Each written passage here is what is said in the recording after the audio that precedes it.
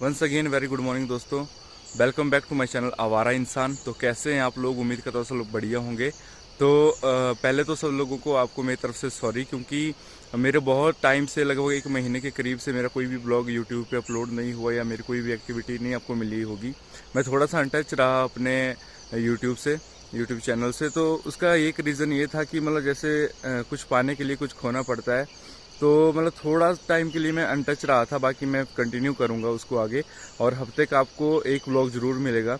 उसका कारण ये था कि मेरे पीछे जो आप लोकेशन देख रहे हैं बहुत प्यारी लोकेशन है, मंडी की टॉप की लोकेशन इसे बोल सकते हैं। ये आने वाले टाइम की टॉप की लोकेशन बनने वाली है, ये मेरी गारंटी आप लोगों से। धांगसी धार, आपने इस जगह का नाम सुना होगा मंडी में, तो ये लोकेशन है धांगसी धार की। तो जो पीछे कैफ़े है ये आप देख रहे हैं, इसका अभी डे बाई डे थोड़ी इम्प्रूवमेंट हो रही है। मैं यहाँ पे एज अ मैनेजर काम कर रहा हूँ और इसको स्टार्ट हुए भी लगभग 1 महीना हो गया है, और मुझे भी 1 महीना यहाँ पे कंप्लीट हो चुका है। और यहाँ पे जो मेरे बॉस हैं, शायद आप उनके बारे में जानते होंगे, सीरियल नंबर 5 शेरे पंजाब, जो कि बस स्टैंड के सामने है। शेरे पंजाब 24 आवर खुला रहता है, और संजीव सर नाम है उनका। संजीव भाई, मतलब हम तो प्यार से संजू भाई बोलते हैं, और उनका अपना तंबोला भी वो लगाते हैं मेले में। तो उसके बाद जो दूसरे यहाँ के बॉस हैं वो है हितेश सर, हितेश बिष्ट सर, जिनको प्यार से लोग रामू के नाम से जानते हैं। उनका चौटा में सबसे मशहूर कैफ़े ब्लूज़ कैफ़े मंडी में, अगर आप देखेंगे हाई, अगर जोमेटो में देखा जाए तो हाई रेट उसमें मतलब टॉप 5 में वो रहता है, और शायद टॉप 1 में ही रहता होगा ज़्यादातर, क्योंकि जब से जोमेटो आया है तब से पहली सर्विस उन्होंने मंडी में ब्लूज़ कैफ़े ज्वाइन करी है।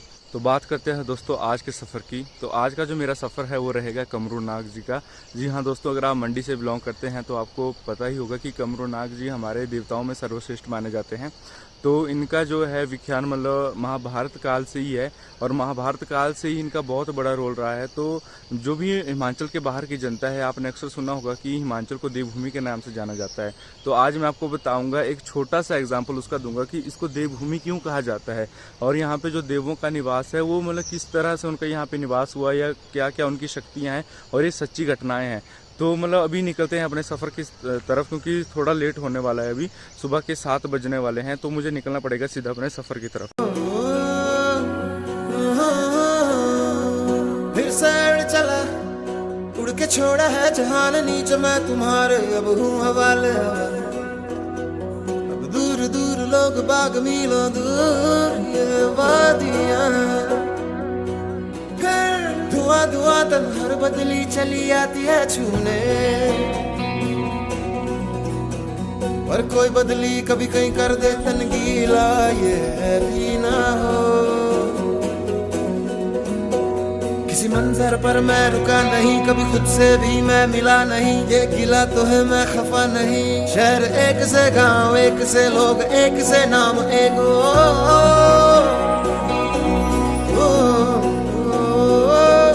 दोस्तों अभी मैं पहुंचा हूं कमरूनाग जी की पहाड़ी में। तो अभी वक्त हो चुका है लगभग 10 बजने वाले हैं, और आप पीछे देखेंगे कि मैंने बाइक यहां पे पार्क कर दी है। वैसे तो रास्ता आगे तक है, लेकिन बीच रास्ते में एक अड़चन पड़ गई मुझे, मतलब एक दिक्कत आ गई है। हुआ क्या कि रास्ता तो बहुत ही ख़राब है, मतलब लगता नहीं कि यहाँ पे मतलब कोई गाड़ियाँ वगैरह आने जाने की मतलब अच्छी सुविधा है। ये जिस हिसाब से रोड है आपको दिखाता हूँ। बाकी एक जो मेन दुविधा, मतलब फिर भी कैसे ना कैसे गड्ढों वगैरह से निकल के, मतलब हर एक मुश्किल पार करके मैं पहुँचने ही वाला था लगभग। मुझे अब आइडिया नहीं है, मैं क्योंकि पहली बार जा रहा हूँ, आइडिया नहीं है कि कितना आगे और जाना है। तो अभी आपको मैं दिखाता हूँ कि मैं जहाँ पहुँचा वहाँ पे बीच रास्ते पे पेड़ आ गया है। तो ये है दोस्तों सबसे बड़ी मुसीबत, और इसलिए भी मुझे बाइक यहाँ पार्क करनी पड़ी है। तो अभी यहाँ से निकलेंगे पैदल। तो अभी देखते हैं कितना आगे सफ़र है, क्योंकि यहाँ पे नेटवर्क प्रॉब्लम भी है थोड़ी, तो यहाँ पे एग्जैक्ट मतलब लोकेशन नहीं कैच नहीं कर पा रहा है मैप। तो अभी देखते हैं कितना आगे, यहाँ पे मतलब कोई इधर उधर दिख भी नहीं रहा है कोई इंसान, आवारा इंसान को छोड़ के। तो अभी आगे देखते हैं कितना आगे जाना है।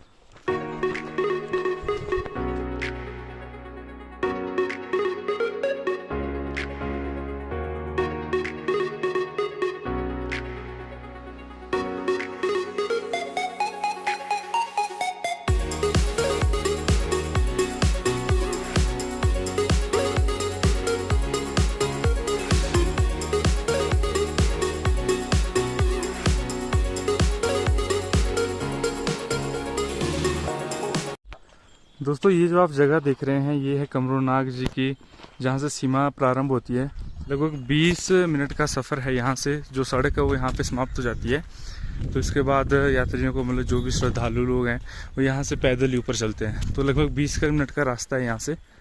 तो अभी चलते चलते मैं आपको थोड़ा सा बताता हूँ कमरूनाग देवता के बारे में कि इनको सर्वश्रेष्ठ देवता क्यों माना जाता है, खासकर मंडी में। तो बात तब की है जब मंडी में राजाओं का राज होता था, या कहा जाए कि पूरे उत्तरी भारत में राजाओं का राज होता था।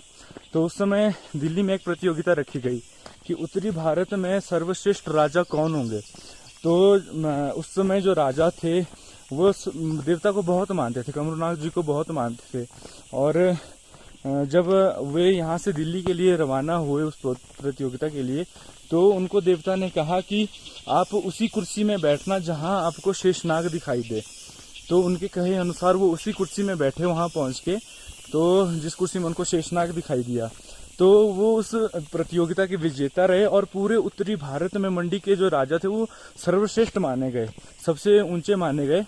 तो इस वजह से भी उसके बाद यहाँ की आस्था बहुत बढ़ गई और देवता के साथ मतलब राजा का बहुत लगाव था। और जब भी राजा दिल्ली जाते थे तो देवता के रथ को साथ ले जाते थे और वहाँ भी बारिश करा के आते थे। मतलब जब राजा कहते थे कि देवता यहाँ बारिश कर दो, और उसी समय मतलब ऐसा नहीं कि 2 दिन बाद 3 दिन बाद, नहीं, उसी समय वहाँ पे बारिश होना भी शुरू हो जाती थी। तो ये जो सच्ची घटनाएं हैं ये भी कहीं ना कहीं का बहुत बड़ा कारण है कि आज भी यहाँ लोगों की आस्था बनी हुई है। आज भी हजारों के हिसाब से लोग यहाँ आते हैं, अपनी मन्नत मांगते हैं और अपनी श्रद्धा अनुसार चढ़ावा चढ़ाते हैं। तो अभी शायद मैं पहुंचने वाला हूं देवता के मंदिर में, और चारों तरफ आप देखोगे धुंध ही धुंध छाई हुई है। अभी उम्मीद है कि ऊपर जो है थोड़ा क्लाइमेट साफ हो, धुंध ना हो।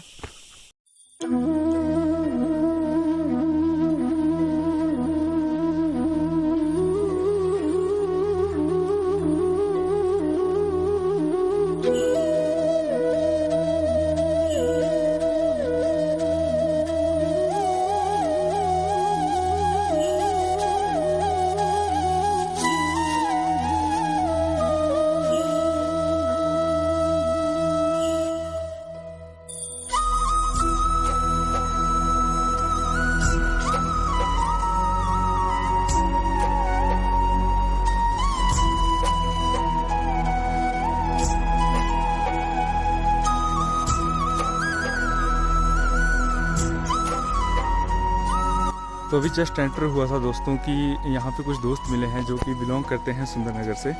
और कब के आए हैं भाई?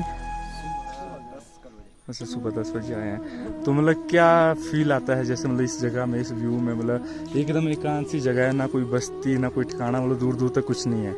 मतलब बस एक ऐसी जगह है, मतलब जैसे कि मैंने सुना था कि कमरूनाग जी की जो इच्छा थी कि उनकी इच्छा थी कि मैं ऐसे ही स्थान में रहूं जहां से दूर दूर तक कुछ ना दिखाई दे। और हाँ, शांत जगह पे वास करना चाहते थे। और माना भी यही जाता है कि जो भी हमारे देवी देवता या हिमाचल के जो ऋषि मुनि है ना, वो हमेशा ऐसे पहाड़ों में शांत इलाके में जैसे तपस्या वगैरह करते थे। तो आपका जो यहाँ का खुद का एक एक्सपीरियंस होगा, तो क्या एक्सपीरियंस है? जरूर मतलब थोड़ा सा कोई बोलना चाहे तो। एक्सपीरियंस तो क्या बोल सकते हैं कि आते टाइम तो काफ़ी हाँ जी, दिक्कत तो क्या, मज़ा आया। हाँ जी, ऊपर जाके तो सारी थकान दूर होती है। हाँ, बात वही है ना, अगर सफ़र बिल्कुल इजी हो तो उसका मज़ा भी नहीं आता है जब तक। हाँ बिल्कुल सही बात है। तो ये है दोस्तों सामने मंदिर, और शायद मेन मंदिर है ये, मुझे भी इतना पता नहीं है क्योंकि मैं पहली बार यहाँ पे आया हूँ। तो अभी देखेंगे मेन मंदिर में यहाँ पे जो है ऋषि वरवृक जी का जो सिर है उसकी स्थापना भी हुई है। तो उसके बारे में पूरा नॉलेज लूँगा मैं अगर यहाँ पे मुझे मिलते हैं कोई। तो दोस्तों जो आप देख रहे हैं ये सामने मेन मंदिर है, और यहाँ पे जो कमरूनाग जी हैं जिन्हें ऋषि वरवृक के नाम से भी जाना जाता है, उनकी यहाँ पे मूर्ति स्थापित है। तो और इनके बिल्कुल सामने ही झील है। मतलब अभी देखने में बहुत बड़ी लग रही है, लेकिन इसकी जो मतलब शेप है बिल्कुल एक हथेली की तरह है, हाथों की तरह इसकी शेप है। तो ये हो सकता है कि भीम के हाथ मारने से भी यहाँ पे पानी निकला हो, या जब अर्जुन ने बाण चलाया हो तब पानी निकला हो। बहुत सी मान्यताएं हैं। और इस झील में अगर बात करें तो लाखों करोड़ों अरबों रुपए कह सकते हैं, यहाँ पर अरबों रुपए का सोना और चांदी और पैसे, मतलब बहुत से चीज़ें इस पे है। इसको अभी जो भी मैं चढ़ावा लेके आया था धूप अगरबत्ती करके, अभी थोड़ा मैं आपको इसके इतिहास के बारे में बताऊंगा कि क्यों कमरूनाग जी की स्थापना यहाँ पे हुई, किस प्रकार उनका नाम कमरूनाग पड़ा और ये झील क्यों फेमस है।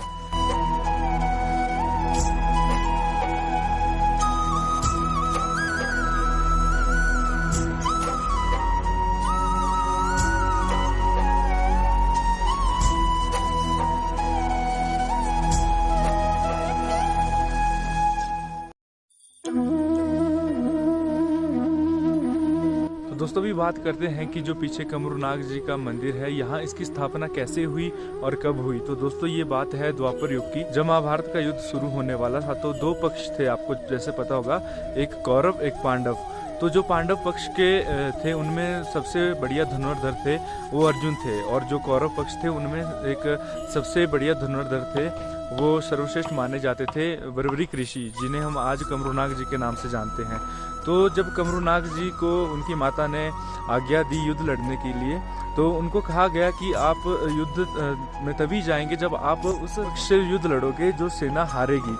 तो जो सेना हारेगी उसके पक्ष से युद्ध लड़ना पड़ेगा।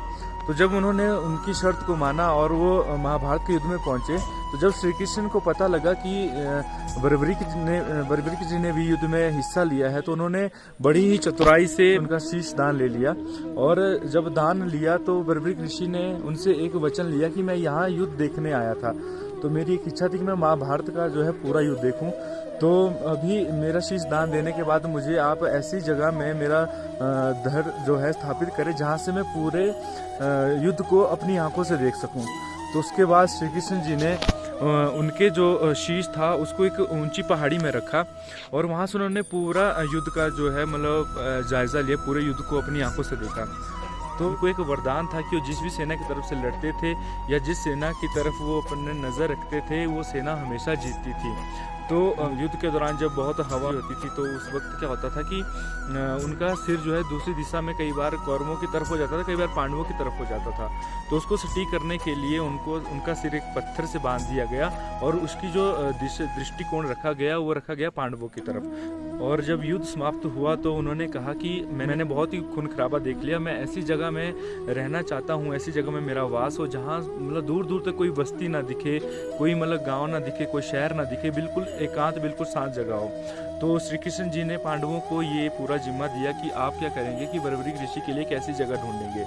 तो कमरूनाग जो स्थान है वो वही स्थान है जहाँ पे पांडवों ने उनको मतलब स्थापित किया, उनकी मूर्ति को स्थापित किया, और आज यहाँ पे लोग हजारों के हिसाब से श्रद्धालु यहाँ पे आते हैं।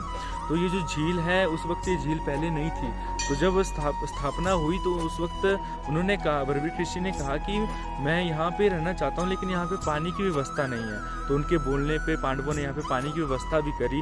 झील उसी के बाद यहाँ पे इसका उद्गम हुआ। इसकी जो शेप अगर आप देखोगे, क्योंकि मतलब बहुत बड़ी झील है, और इसकी अगर आप शेप देखोगे तो हथेली के एक हाथ की तरह इसकी शेप है। तो अभी जो मेरे साथ आप देख रहे हैं वो है यहाँ पे कमरूनाग जी के मुख्य गुरु, और इनसे मेरी थोड़ी सी बातचीत हुई कि आप एक बार छोटा सा संदेश मेरे दर्शकों को जरूर दीजिएगा, हमारे श्रद्धालुओं को जरूर दीजिएगा कि यहाँ पे इस जगह में क्यों आए, मतलब जो यहाँ का सत्य है क्या है, या यहाँ के इतिहास तो मैंने आपको चलो बता ही दिया। तो थोड़ा सा यहाँ के मतलब सत्य के बारे में, जो यहाँ लोगों की मनोकामना पूरी होती है, जो आस्था जुड़ी है, उसके बारे में जानते हैं। लोगों की आस्था का क्या जुड़ने का यह महत्व है कि लोगों की हर मनोकामना को पूर्ण करने वाले श्री देव कमरूनाग जी यहाँ पर विराजमान हैं, और इस करके लोग यहाँ पर अपनी श्रद्धा भक्ति लेकर के आते हैं, और जो किसी भी प्रकार की मनोकामना को मानने से देवता को उनकी मनोकामना को पूर्ण करते हैं। और जो चढ़ावा वगैरह अपनी अपनी श्रद्धा के अनुसार होता है, जैसे कि किसी की संतान प्रति, किसी की बीमारी के प्रति, किसी के अपनी पढ़ाई के प्रति, किसी हर प्रकार के अपने कारोबार के प्रति, और जैसे कि नए कैटेगरी के यंग जनरेशन है अपनी नौकरी के बारे में हर प्रकार में जिस प्रकार से मानना हो देव कमलनाथ को उस प्रकार से देव की लोगों की आस्थाएं होती है, लोग मानते हैं और वो लोगों की मानते पूरी होती है। तो आइए बात करते हैं आंटी जी से। तो आंटी जी मतलब आप इतने दूर से यहाँ आए हैं, मतलब कब से यहाँ आ रहे हैं? पहली बार आए हैं कि पहली बार आए हैं? तो कैसा लग रहा है इस जगह में अभी? अच्छा लग रहा है, मतलब बहुत शांति है ना इस जगह में। हाँ जी। और मतलब क्या मान आप मतलब क्या श्रद्धा के भाव से आए हैं, घूमने फिरने आए हैं? इनके बेटा श्रद्धा भी श्रद्धा भी और इनका बेटा है, इन्होंने माना था ना कि मेरे बेटा।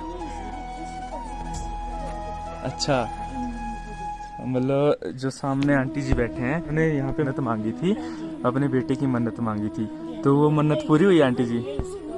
कितने? 20 साल का हो गया। हाँ जी, क्या बात है। तो जो मन्नत मांगी थी वो 1 साल में 2 साल में कितने समय में पूरी हुई थी आंटी जी?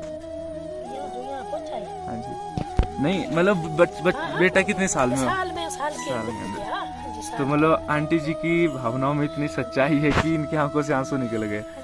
तो मतलब किसी की भावनाओं को आप ऐसे समझ सकते हैं कि ये कितना भक्ति का एक केंद्र रहा होगा लोगों के लिए, और क्या यहाँ का सत्र रहा होगा जो कि लफ्ज़ों में शायद बयान ना कर पाए कोई। दोस्तों आज का जो सफ़र है, आज का जो ब्लॉग है, मुझे यहीं पे स्टॉप करना पड़ेगा, यहीं पे रोकना पड़ेगा, क्योंकि बहुत धुंध पड़ गई है अभी और मुझे निकलना है अब घर की तरफ। लगभग 3 साढ़े 3 होने वाले हैं और शायद मैं आपको पूरा नज़ारा नहीं दिखा पाया यहाँ का, लेकिन जितना मुझे पता था, जितना मैंने इतिहास इसका मैं खंगाल सका, मैंने वो खंगाल के आपको बता दिया। और उसके बाद अभी देखता हूँ अगली बार ज़रूर, अगर अभी गर्मियों के वक्त यहाँ पे विज़िट करके फ़ायदा है, क्योंकि अभी देखोगे आप तो चारों तरफ धुंध ही धुंध आपको दिखाई देगी और आने वाले मौसम में ये और बढ़ने वाली है। तो अभी निकलूँगा मैं मंडी की तरफ, अपने कैफ़े की तरफ, अपने जहाँ पे जॉब करता हूँ वहाँ पे। तो बाकी और क्या बोलें, बाकी सफ़र आपको व्लॉग पसंद आया हो तो ज़रूर वीडियो को लाइक कमेंट शेयर ज़रूर करिएगा। और मेरे कोशिश ये रहेगी कि हर हफ्ते एक नया ब्लॉग आए, हर एक हफ्ते नए मैं जगह घूमूं। जैसे नेक्स्ट का मेरा देखते हुए प्राश्चर का बना है तो वहाँ देखेंगे, तो जितना हो सका उतना किया। बाकी अभी आपका प्यार है, पहले वाला प्यार अगर आपका मिले तो वो बहुत बढ़िया रहेगा। जो मनाली वाली वीडियो पे आपने प्यार दिखाया था, ऐसा ही प्यार इसको भी दिखाइएगा। और बहुत से लोगों यहाँ घूम के चले गए, लेकिन उनको यहाँ का इतिहास मुझे लगता है, मैं श्योर तो नहीं हूँ, लेकिन बहुत से लोगों को मेरी गारंटी है कि पता नहीं होगा इतिहास यहाँ का। तो वीडियो को ज़रूर शेयर करिएगा और उनको भी पता लगे कि कमरूनाग का जो इतिहास है, यहाँ पे क्या क्या फेमस है इस जगह। तो अभी मिलते हैं अगले ब्लॉग में, तब तक के लिए जय हिंद, गुड बाय।